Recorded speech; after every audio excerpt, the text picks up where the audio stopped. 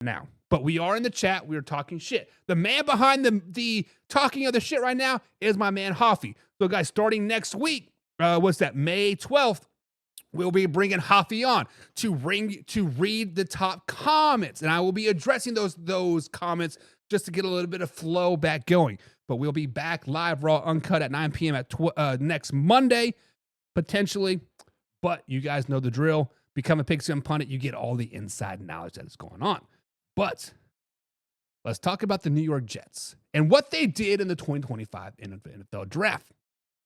Because while the attention has been on Justin Fields and that quarterback room, the Jets went to work building around him and reinforcing a defense that is still the backbone of the New York Football Jets. And what they do, starting at round number 1 with pick number 7, the Jets went with Ahmad Mebu, the offensive tackle out of Missouri. Now, this pick raised a few eyebrows because the Jets passed on top tight ends in the draft and even more polished linemen. Mambo is raw, but the man is powerful. Go back and watch the tape. He is a tone setter in the running game, and he plays pissed off. He has a mean streak in him, and if the Jets develop him right, he could be a long-term fixture on that offensive line. That being said, he's not quite plug and play quite yet. Solid pick, yes, but not a slam dunk. But then you look at day 2, and this is where the front office went to work. They grabbed Mason Taylor in round 2, the tight end out of LSU. That's your athletic receiving threat. Big catch radius, smooth routes, and he's got field awareness to settle into soft zones. He's going to give Fields a much-needed safety valve. And then in round 3, they went defense. They went Thomas at the corner out of Florida State. Now, this one could be a steal, guys. Thomas has length, physical, and he has instincts. You cannot teach that stuff. The only knock on him is his long speed. But in this scheme, with the pass rush helping him out, he could thrive. Day 2 gets an easy A. It's a smart, balanced, and met the real needs. Now, moving on to day 3. This is where the Jets took some high swings. They took a lot of flyers on said players. They kicked it off by snagging Adrian Smith, the wideout out of Georgia. Look, this guy is fast. He can run really, really well. And if he can learn to track the ball better and focus through the catch, he becomes a real deep threat. Then they drafted Mekaliah Moore, the safety out of Alabama. Experienced, smart, and ready to contribute immediately. You want football IQ on the back end?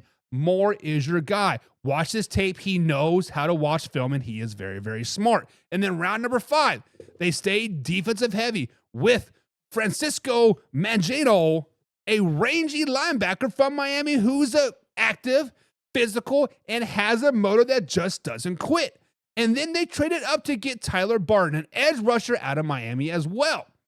That was a slick move. He's got size, he's got burst, and they'll rotate him situationally. He can create real problems for opposing tackles. Here's the one thing they didn't do. They didn't draft a quarterback. That is a statement. They're riding with Justin Fields, no questions asked. So let's grade this draft. Let me know your guys' thoughts down in the comments below. But in day 1, I got to give them a B+.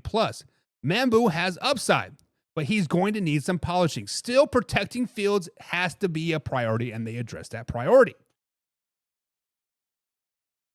Excuse me. Now, in day 2, they get an A.